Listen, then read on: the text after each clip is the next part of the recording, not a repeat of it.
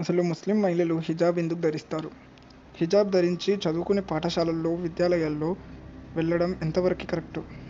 ప్రభుత్వ కార్యాలయాల్లో లేదా ఒక సమూహం చేరి ఉన్న ప్రాంతంలో హిజాబ్ వేసుకోవడం కరెక్టేనా?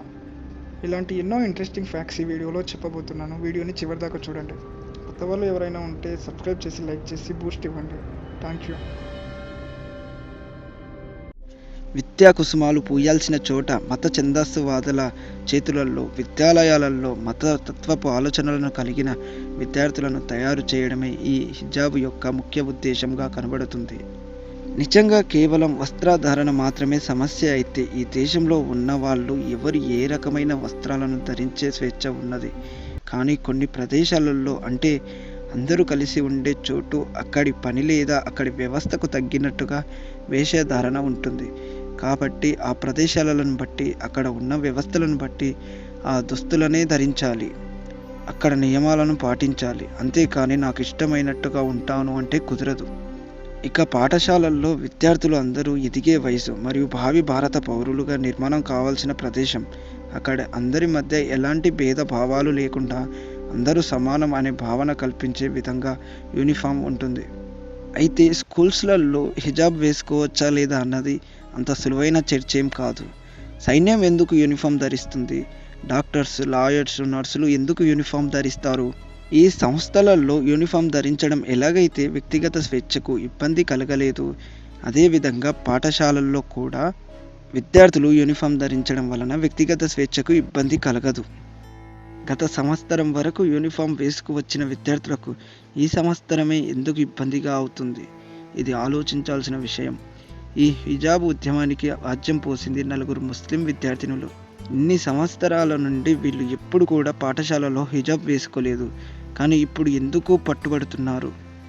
వీళ్ళ వెనుక కొన్ని స్వార్థపర శక్తులు, అంటే పిఎఫ్ఐ యొక్క విద్యార్థిని భాగం అయితే క్యాంపస్ ఫ్రంట్ ఆఫ్ ఇండియా లాంటి మత ఛాందసవాద సంస్థలు ఒక ప్రణాళికబద్ధంగా మొదలుపెట్టాయి.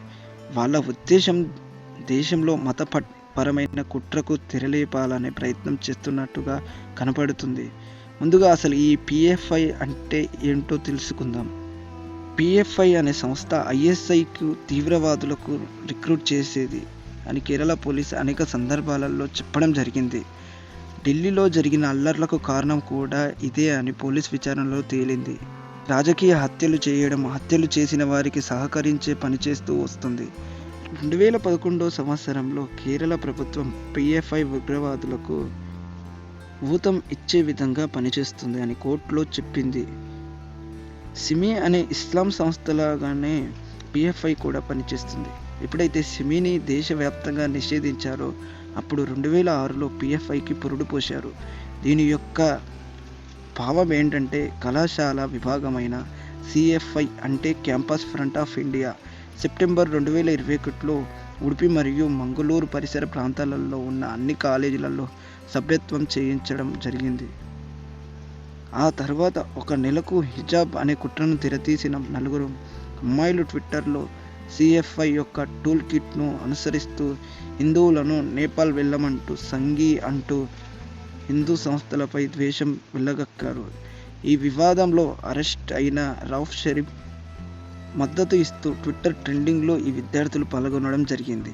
ఈ రౌఫ్ షరీఫ్ ఎవరు అంటే ఢిల్లీ అల్లర్లలో జరిగిన వాటిలో బాధ్యుడుగా తేల్చారు. అల్లర్లలో పాల్గొన్న వారికి డబ్బులు సమకూర్చడం అనే ఆరోపణ ఉన్నది.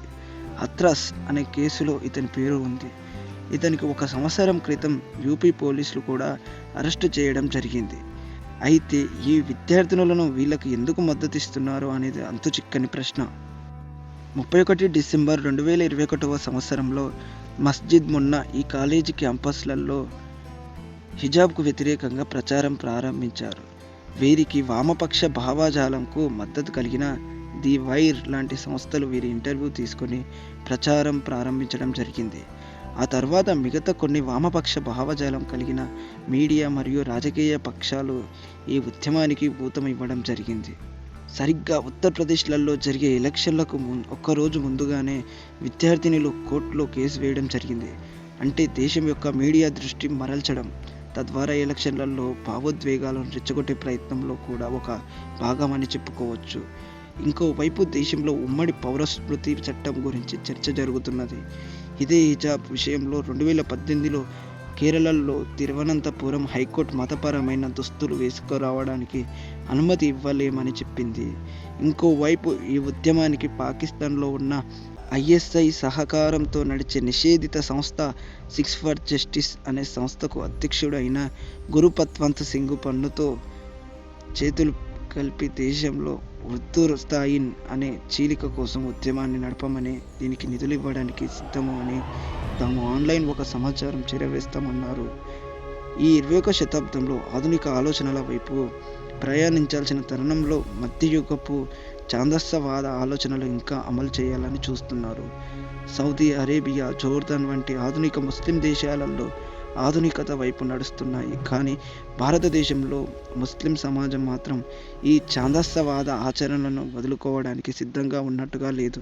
హిజాబ్ వివాదం గురించి మాట్లాడుతున్న ప్రగతిశీలవాదులు రంగురంగుల లోకంలో జీవిస్తున్న వారు ఎవరు కూడా వారి నిజ జీవితంలో తలమీది ముసుగు ధరించి ఉండి ఉంటే ఆ తెర వెనకాల ఉన్న వేదన వారికి అర్థమై ఉండేది. మతం వ్యక్తిగతమైనప్పుడు వాళ్ళ ఆచారాలు, అలవాట్లకు ఒక హద్దు ఉంటుంది కదా. నిజంగా సామాజిక సమస్యలకు స్పందించాలనుకుంటే ముస్లిం సమాజంలో మహిళలు అనేక సమస్యలతో బాధపడుతున్నారు. వాటిపై పోరాటం చేయాల్సిన అవసరం ఉంది. ఇంతవరకు వీడియోని చూసారంటే మా కంటెంట్ మీకు నచ్చిందనే అనుకుంటున్నాను. సో లైక్ చేసి మాకు కొంచెం